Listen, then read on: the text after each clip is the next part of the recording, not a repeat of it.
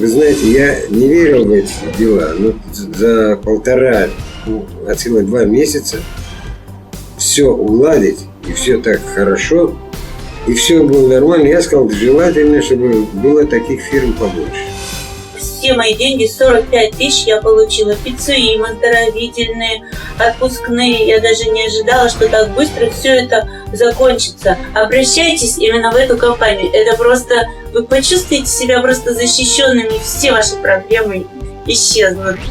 Я обратилась в МРФ, фирма, подняла все документы, где я работала в России, и в течение 3 месяцев через российское посольство они мне оформили все документы, которые необходимы для получения пенсии. Я очень советую обращаться в эту фирму. Я трижды обращался в компанию МРФ по поводу возврата денег.